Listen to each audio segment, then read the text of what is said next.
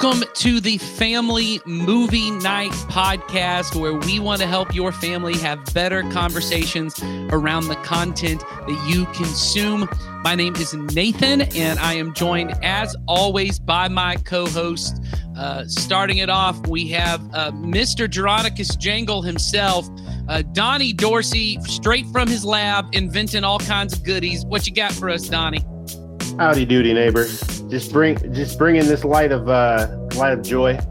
You know, I feel like you're less Jangle and more like Ned Flanders mixed with Mr. Rogers. Howdy doody. I don't know what that was, but anyway, you're doing well. You're doing well, Donnie. I'm doing well. Good.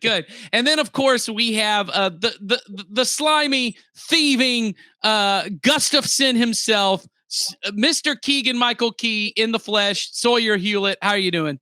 I'm doing good, man. I'm excited to talk about this movie. So my goal is to always, when I'm having to pare down these character introductions, I'm always just trying to make sure that Donnie is the hero and Sawyer is the villain. That's always my goal. So there you go. I'm happy to play the heavy. There you go. Very good. Very good. Mr. Well, maybe you can make like a heel turn, like to be a baby face soon, talking Donnie's language there. Yeah, exactly. Donnie, what's your favorite bad guy, good guy turn in wrestling? I mean, the obvious one is definitely like the Stone Cold version of where, like, essentially he's so tough and he fights through these moments that he becomes the good guy, because the good guy is decided that he's just going to beat down this other guy unmercilessly. Yeah. So it, like, almost turns him into the good guy. I was just having a conversation with someone the other day, and we were talking about The Rock, and they were talking about how, like, he looked frowny and they thought he was a villain. Yeah. And I was like, man, people love The Rock. Like, The Rock was he was like one of the most beloved. I mean, he was like the second coming of Hulk Hogan. Yeah. And like the funny thing about him is that, like, what a lot of people don't know is that when he first came on the scene in wrestling, like, he was booed because people, like, it's like they didn't want to like him. But then, like, as you know from the movies and you get to, like, see The Rock on television and interviews, he's a very likable person, and he moves you in that direction. You're like, I don't want to like you. Oh, but you're so endearing. Oh, yeah. Yeah, just absolutely. So, hey, while we're there, Donnie, why don't you tell us what it is that we actually do on this podcast? Because this is not a wrestling podcast. What is it that we do? Well, on this podcast, we encourage every family at Community Christian to have a monthly movie night to help you and your children build memories and start conversations that matter. The goal of our family ministry is to help you to raise children to love Jesus and his way of life above all other things. And we know that critical to that is for you to have a routine, regular time of connection and some shared experiences that'll help you build some stronger relationships. And that's why we do movie nights, because movie nights are great opportunities to do that. Movies are not only an easy way to share laughter and joy together, but they also help you have a context really to talk about these difficult emotions of sadness or fear, as we are actually going to talk a little bit about today, but it's in a safe environment for your kids. They're not personally affected by them, but they also give you a chance to talk about what matters most to us in a way that is meaningful and accessible and memorable to our children. And on this podcast, we not only want to recommend some movies that you could watch on your monthly movie night, but we also want to give you some handles to have these meaningful conversations that you could have with your children during or after the movie. And today we're talking about a really great movie that you can find on Netflix called Jingle Jangle, A Christmas Journey. And already some of you are turned off by the idea of a movie called Jingle Jangle, but I'm telling you, you're going to want to give this movie a shot. But before we get to that, Sawyer, there's a couple other things everybody needs to know. Tell them what it is. I just want to remind everyone to go ahead and like and subscribe to our YouTube channel. And you can follow us on Facebook. And also, if you're a parent that calls Community Christian your home, we have a lot more helpful content to you available on our parent Facebook group.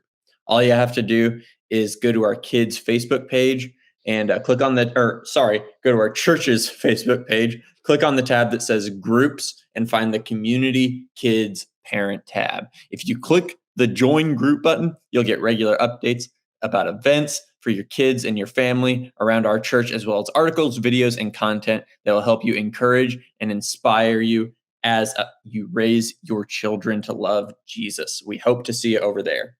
And as always, I just love to make sure that everyone knows we are not trying to add one more thing to your list as a parent that you feel guilty about not doing. So much of parenting is just comparing yourself to other parents and feeling like you're messing it up.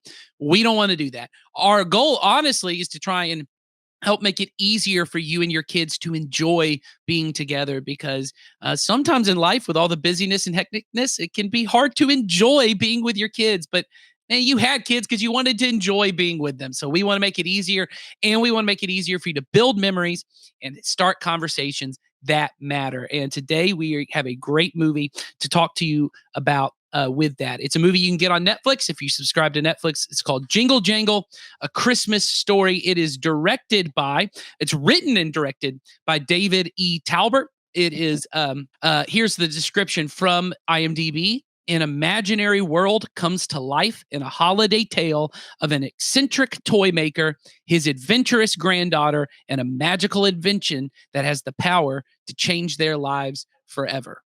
That's a pretty good description of the film. I'll add just a couple things to it to help you understand our conversation for today. We're going to try not to give too many spoilers away, but I want you to be prepared to talk about this with your kids. So the movie's about a guy named Geronicus Jangle, which is just, I mean, come on. Is there a better, outside of Indiana Jones, is there a better only in movies name than Geronicus Jangle? I mean, Darth Vader is a pretty cool name.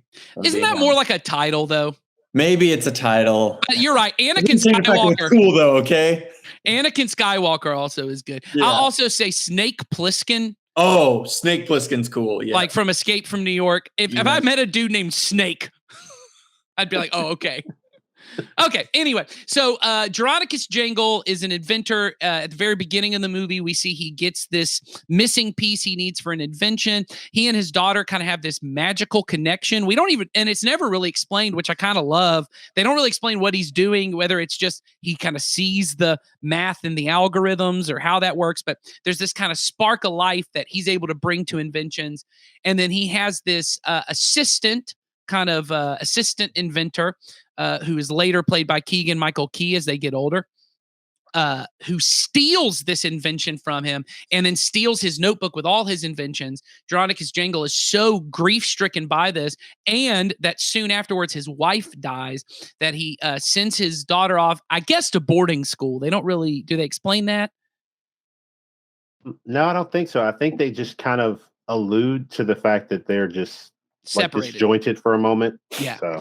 So he doesn't really see his daughter anymore. And then eventually, years later, his granddaughter comes to visit him and kind of reignites that spark within him. And it's really about this toy maker who has kind of lost his spark for life and gets it back. And this is the part that we probably have buried the lead. It's a musical. And it's an old school kind of musical. So Donnie, why don't you get us started? Did you watch this movie with your kids, or did you have to watch it another time? And what was your impression of the film?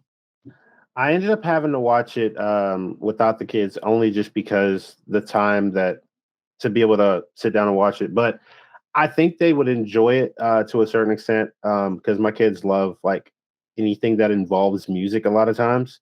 So I think it would have drew them in right away. It's a lot of good moments. Like, and I think the music is something that is almost understated, which is kind of interesting because it is a musical in the way that it's done, but the way they use it is so interwoven that it doesn't seem like it doesn't make sense in moments. Like it seems it's like a transition to a moment, and it works very well. Like, and they use it as different things. They use it as some type of like comedic fodder at times, and they also use it as transition the story. So yeah, I definitely enjoyed it. And I know you and I are longtime fans of Key and Peele. What was your Keegan-Michael Key is I'll just say he's the villain in this film. He gets a musical number at one point, some good comic moments, some good dramatic moments. How do you think Keegan-Michael Key did in this kind of role? I think he stood out. Like, I mean, because I think, when you see him do like all these shorts and all these different styles of comedy, you don't necessarily expect him to be able to take on a dramatic role and hold your interest as being, not following to that, like that typical villainous person. Like, he makes you feel like, kind of like the thing we talked about before is like with different villains, is that the villain should, to a certain extent, almost appeal to you in a way through some small aspect. And he does that in a great, like, he, as an actor, he does a fantastic job with that. He makes you go, wow, okay, I can understand this. I can rationalize where you got that from. So, like, I definitely would give him many kudos on this. Yeah, I thought he was great. I was surprised at his dancing skills. I mean, I thought his number is one of the top ones. I can't think of what the name of the song is, but it's the "You Can't Spell Magic Without Me." I thought Oh yeah, that moment was great. Magic Man G is the name of the song. I was just looking it up right here. I thought he was great.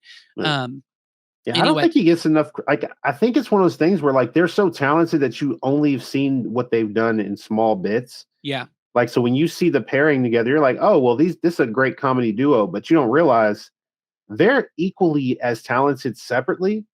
So when you see them together, you're like, whoa, Yeah. now I see why you came up with these amazing ideas. Like, y'all Yeah. are great. so I'll say this: this movie, I really enjoyed it, and I've enjoyed it more after watching it. In that the music has really stuck with me. Donnie, I'm just gonna throw out this: that first song, "This Day," and I knew I could tell who that voice was. Do you know who sang that first song? No. It's Usher, baby. Wait, was that That's what it says. It says that Usher. wow? Usher. I was like, man, that voice sounds really familiar. And Because it says, I thought I heard, like, how like some people just have a tone in their voice where you just go, you kind of notice it, but it's yeah, almost like he hit it a little bit, yeah, just enough so it wouldn't take too much focus. yes. It. I know that a lot of the songs, if not all the songs, John Legend was part of the writing team.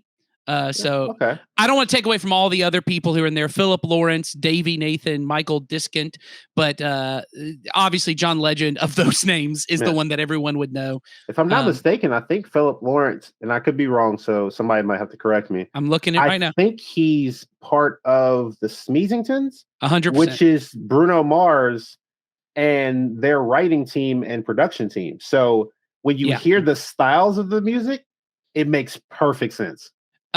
Yeah. So I'll say this: by far, the highlight of the movie to me was the music and the musical numbers. Not every musical number. So I'll just say this: I'm high on this movie as far as you should watch it, but I don't think it's for everyone. And what I mean by that is not every family is going to be as into this. My girls, also like Donnie, love musicals. If the movie is a musical, they're on board. They love the movie, haven't stopped talking about the movie. But I could see a lot of older kids, teenagers, boys. A lot of boys probably aren't going to be as into this.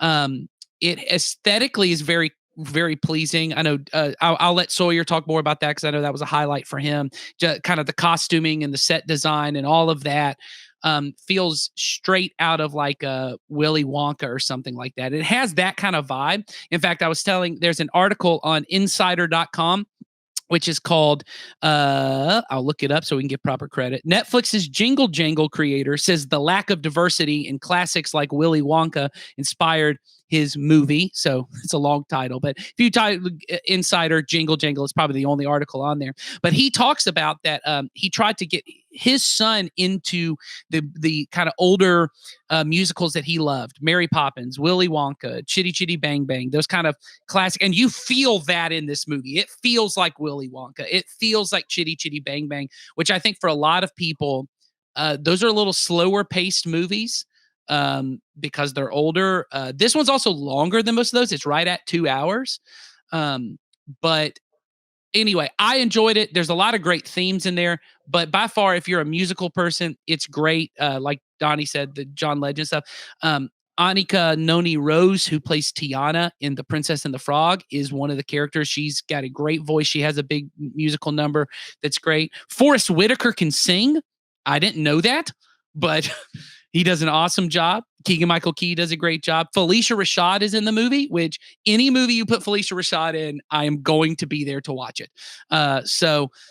Anyway, it's a lot of fun, a lot of good stuff, but it is longer. I could say if you probably have kids under 5, not great for them. If you have kids older 12, probably not great for them. So it's right. It's right in the middle, and they got to be into musicals. But I think there's a lot of kids that are kind of into those things. If they love Sound of Music, they love Willy Wonka, or you love those and you want to get them into it.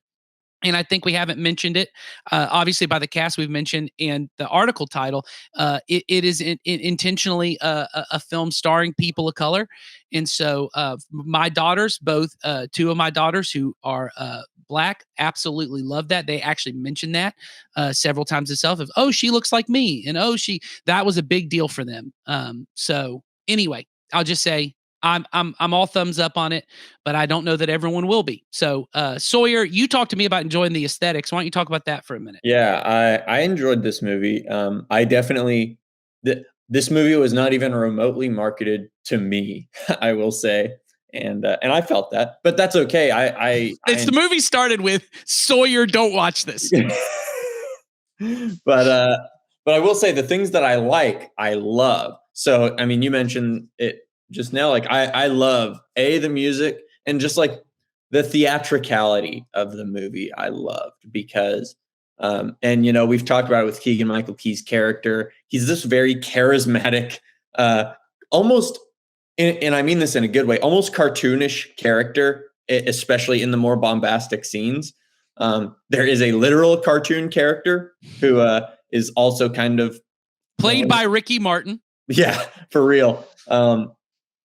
But I love the theatrical nature of this movie. It's very cartoony in a good way, and that it was at its best when it was doing that. That being said, I also really like some of the characters, mainly Keegan-Michael Key's character and Forrest Whitaker's character. Forrest Whitaker's kind of, for me, like it's the back that carries the movie, and at least the emotional aspect of it, and he carries it well as the thing.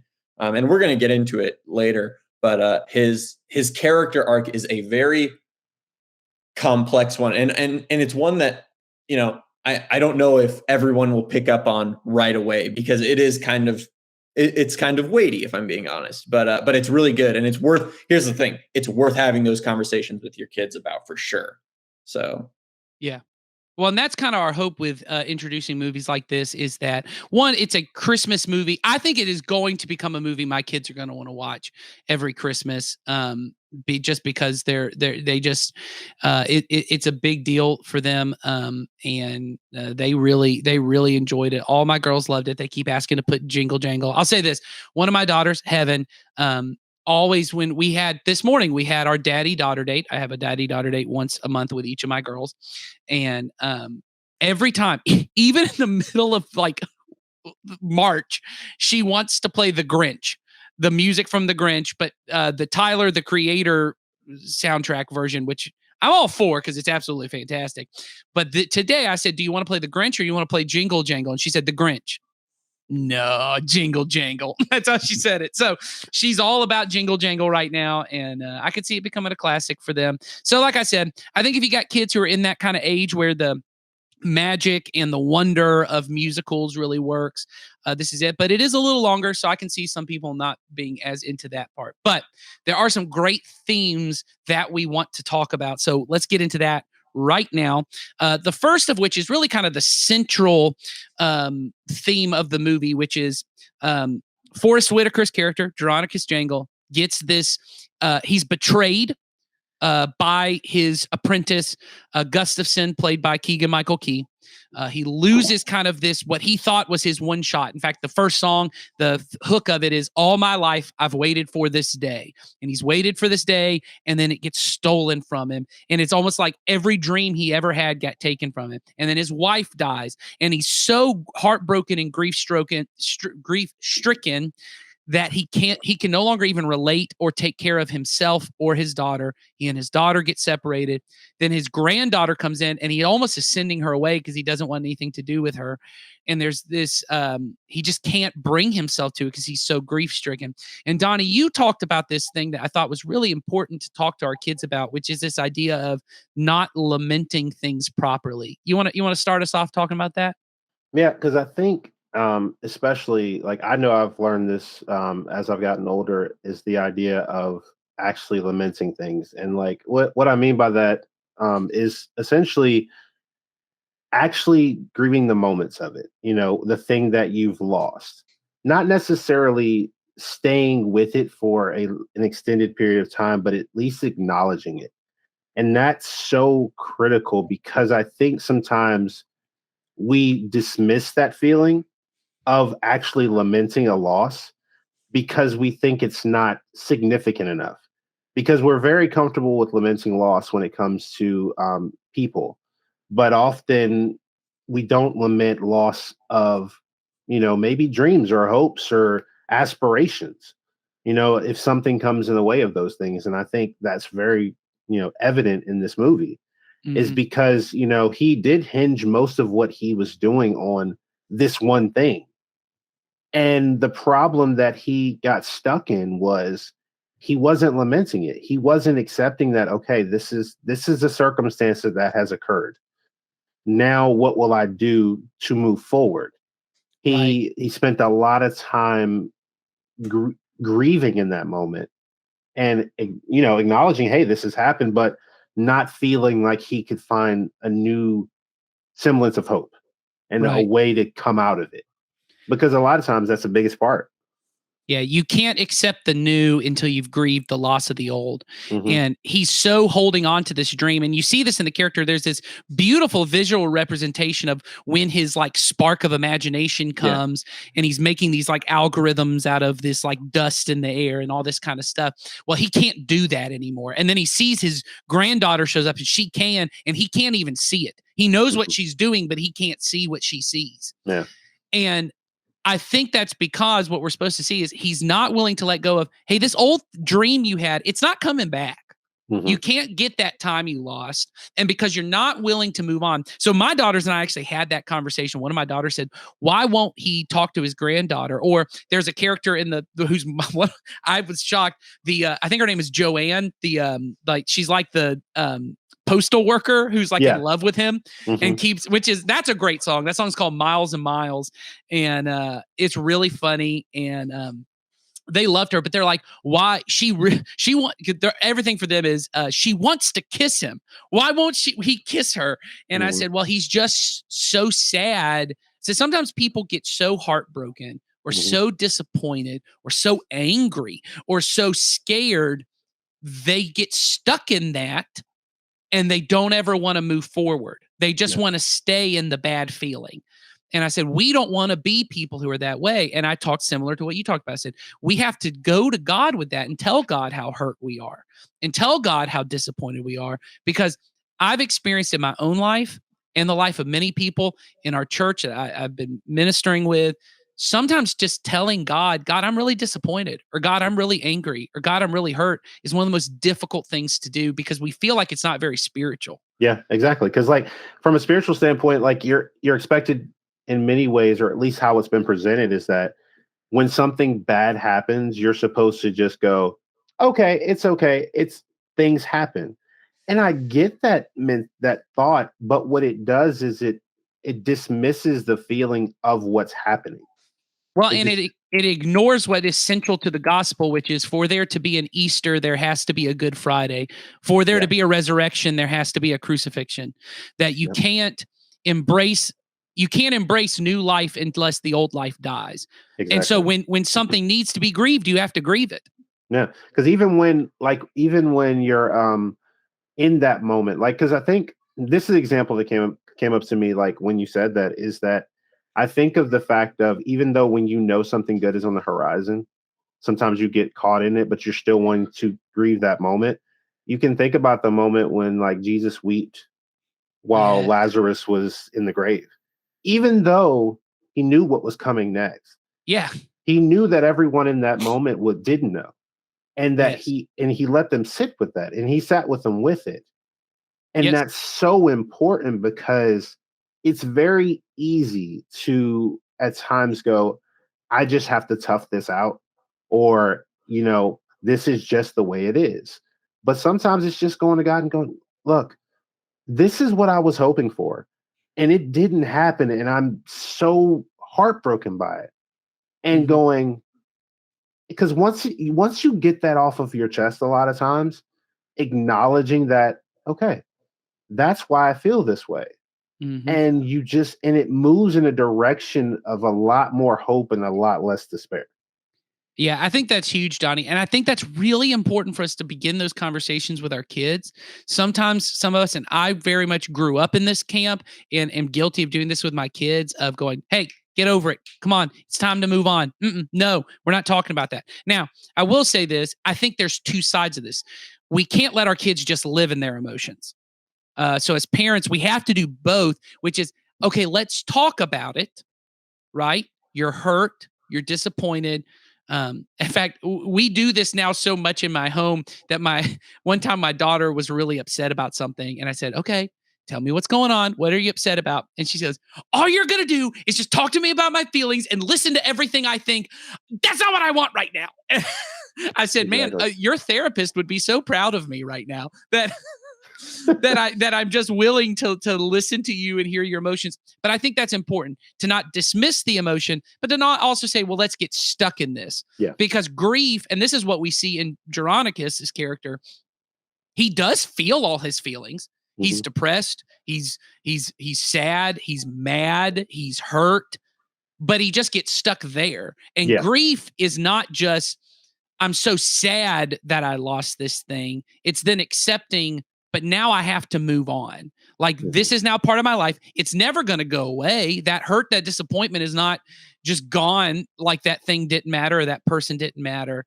But how do I incorporate that into who I am and who God wants me to be? Now, Mhm. there's this other aspect that really fits into this, which is really how grief and kind of these things trigger us. And Sawyer was actually talking a little bit about that with just the nature of, there's these different characters, the way they interact with Geronicus, whether it's the granddaughter, or there's this character he has of, he has another apprentice, because he moves from being this invention toy factory to being a pawn shop where he just kind of fixes people's broken stuff. And there's this young boy who wants him to go back to being an inventor, but you can kind of see in Geronicus, he sees, he has been so burned by a previous assistant, he can't trust this new assistant. And so, Sawyer, you had talked a little bit about that. You want to talk about that? Yeah, and it's just something that I picked up on during the story of the movie, because Geronicus is such a, honestly, like, a character that I sympathize with greatly, just because his his big problem is honestly like the fear of his past. He's afraid that his past is eventually going to come back to haunt him. And basically, the whole point of the movie is he has his granddaughter and Edison, his new assistant, being like, "Hey, it's an adventure worthwhile to go on," is the thing. And like, and yeah, it's going to require that you're going to have to like address your demons, but at the end of it, it's going to be totally worth it, because and it's like, it's visual, because at this point he's just working in a pawn shop repairing people's broken toys. He's not an inventor anymore. And for to avoid spoiling things, things change, okay? And I just thought it's a really beautiful story of redemption. Last time we were talking about Paddington is the thing, and it's very much, I very much feel like these two protagonists are like the two sides of the same coin, where Paddington is like the future, like he's like the ultimate version, and then we've got Geronicus, who is kind of this, he's growing into that, is the thing.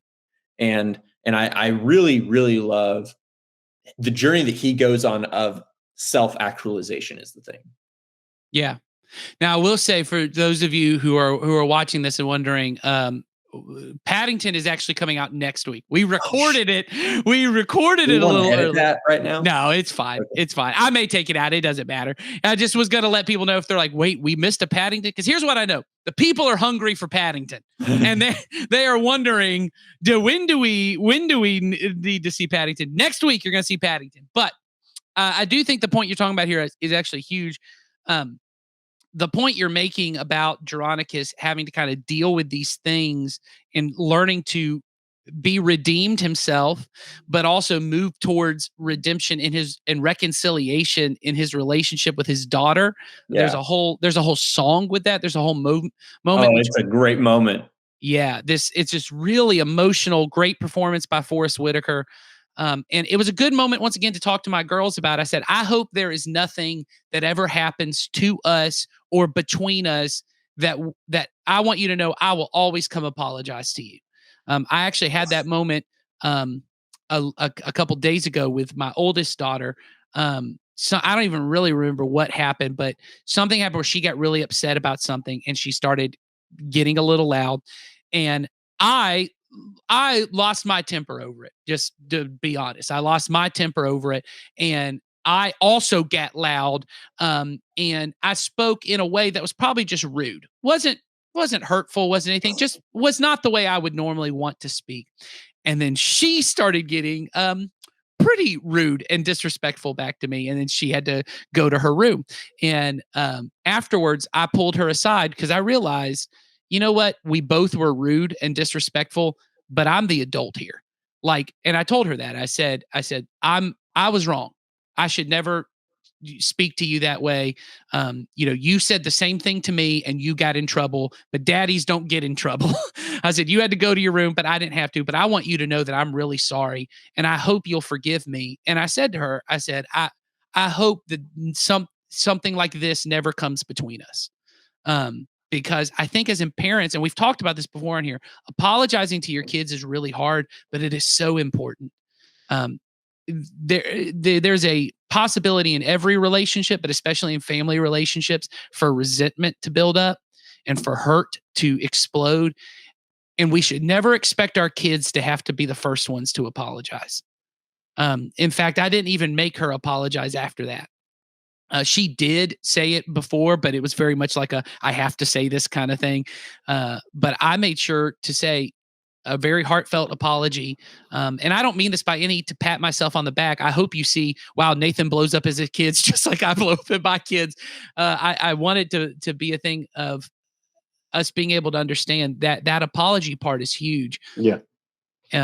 Donnie, I'm sure you've had similar moments with your kids. Oh, absolutely. I mean, it's a big part of it because I think it's what happens is our pride gets in the way a lot of times because it's the idea of, well, quote unquote, I'm in a position of power, so you should not treat me or talk to me a certain way. But if I'm not showing that, the dynamic is going to be that, hey, once I get older, I can start treating people this way.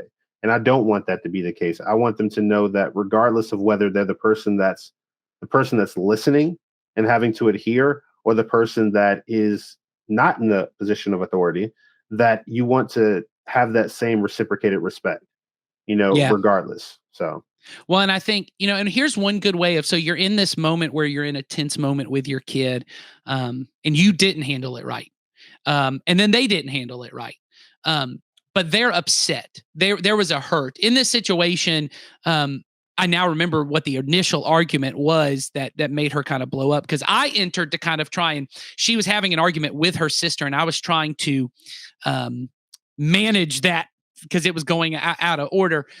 She was very hurt in the situation, and she started speaking to me disrespectfully after this. And my wife walked in. I thought this was just the best way to say it. And she said, wow, you must be really upset because I know that you would never speak to your father that way in another situation.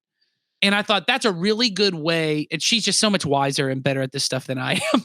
And it's just a really good way of validating her emotion while still also pointing to the behavior. Because what I normally would do in that is, how disrespectful and ugly, and that's the ugliest way to speak to me. Like I'm almost accusing her of being something she's not. But my wife was able to kind of elevate her and say, you must be really hurt or really embarrassed or really feeling this way, because I know that you're such a good girl. You would never want to speak to your dad this way in another way. Yeah, I love that, the expectation of saying, I know who you are, and there is a hurt here that is leading you in this direction, and I know who you are.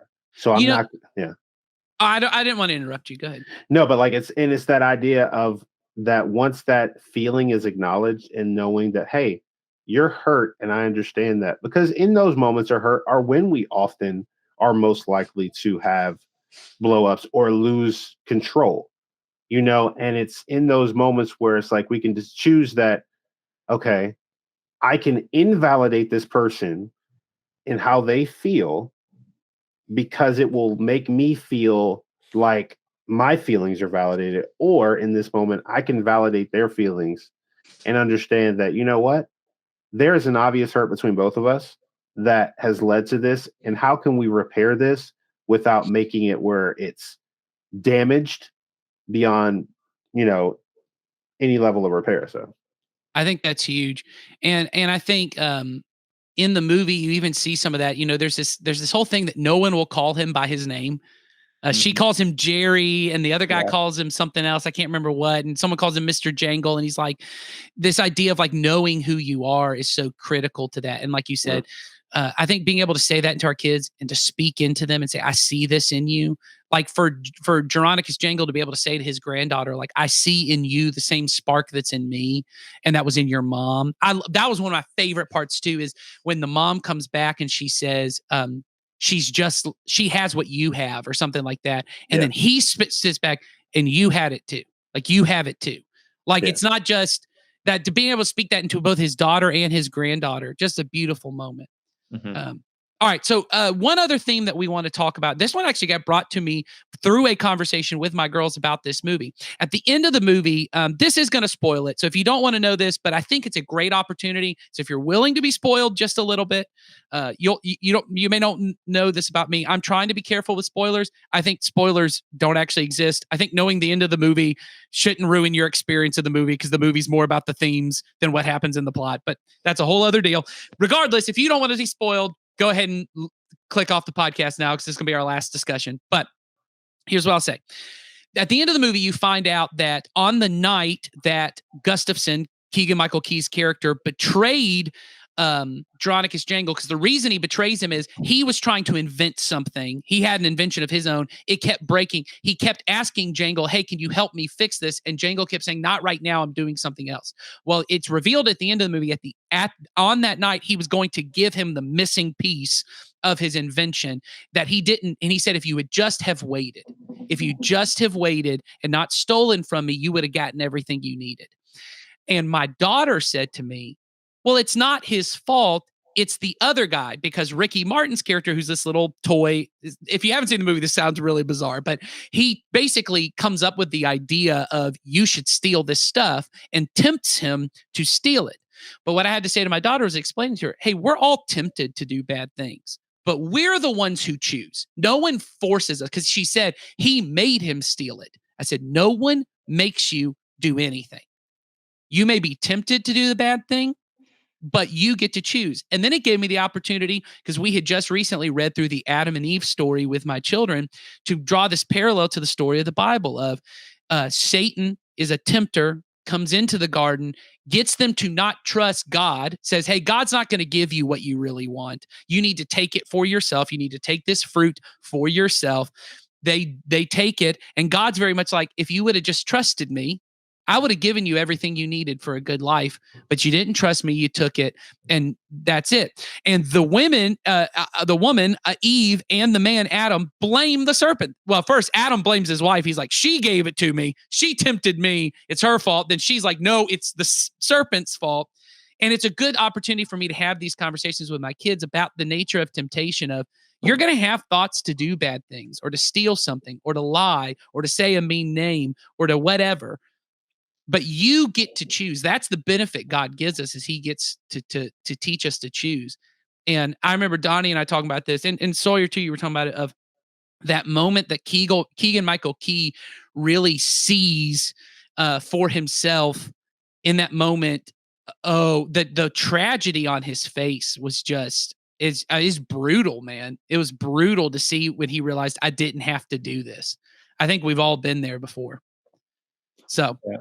I actually I have a couple thoughts on go that. ahead. Yeah, I think it's really well juxtaposed with like that, because that moment, like there's so much context that goes into that moment that we haven't even gotten into. But like the main thing that I want to, and maybe this will be how we wrap things up, but like the juxtaposition of Keegan Michael Key's character Gustafson and Geronicus is so stark in that moment. It's at its most stark in that moment because you've kind of had these roles reversed, where at the beginning of the movie you have a character at their lowest and a character at their highest, and by the end of the movie it just so perfectly swaps.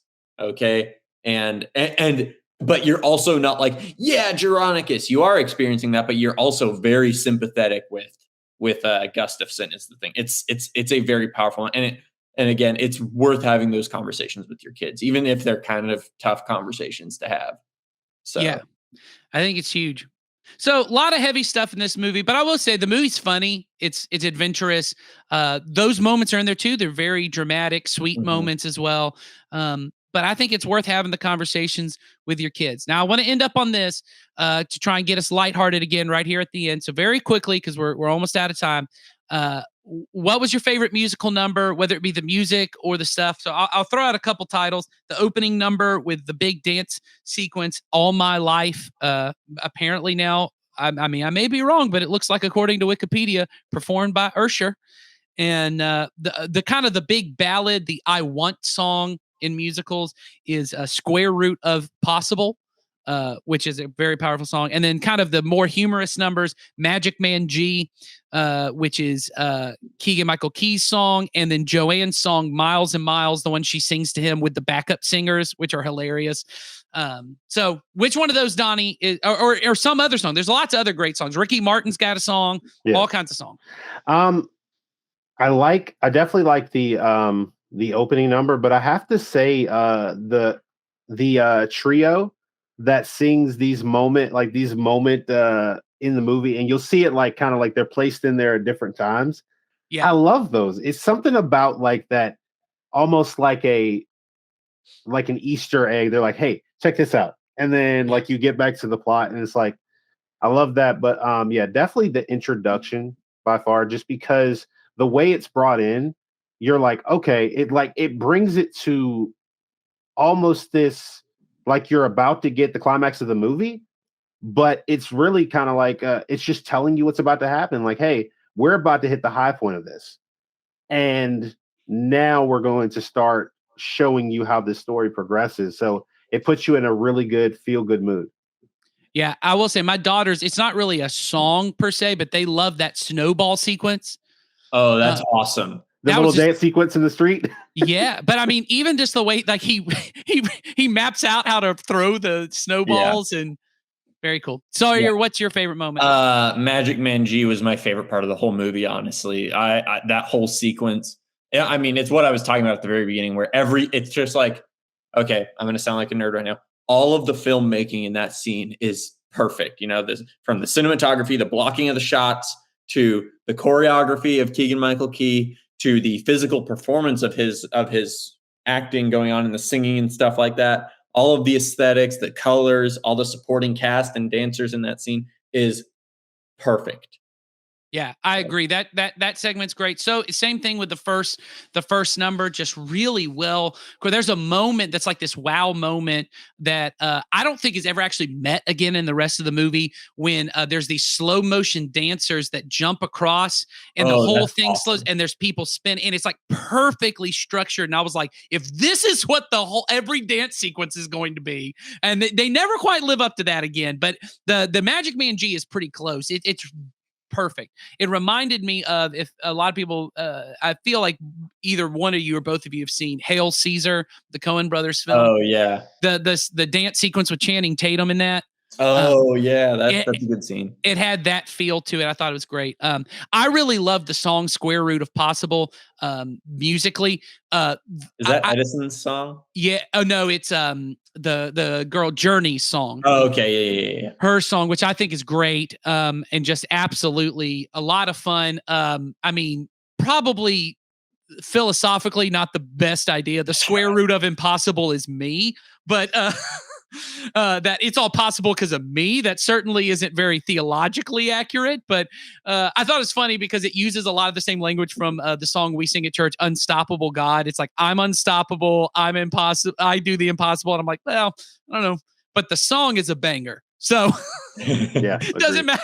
I've listened to worse theological songs than that. And that's actually, it's worth mentioning, the music is much more hip hop infused than like Mary Poppins. So just a heads up, don't be expecting a spoonful of sugar with any of these songs. It blends those styles. And that's what I was going to say. I think what's very interesting was it feels modern, but it doesn't even feel like Lin-Manuel Miranda stuff. It does feel like the way the songs are structured, that they feel very much like a Mary Poppins song. Yeah, but it borrows from the classic, but infuses the modern to it. Like it's like, hey, this is what you're used to, but we're going to make sure you understand that the time frame this was made to like have that infused in there. Absolutely. All right. So Jingle Jangle, thumbs up. Great conversations to have. Most importantly, we hope you just build some memories with your kids and start some conversations that matter, that help them love Jesus and his way of life even more. We will see you next time when we talk about Paddington 2.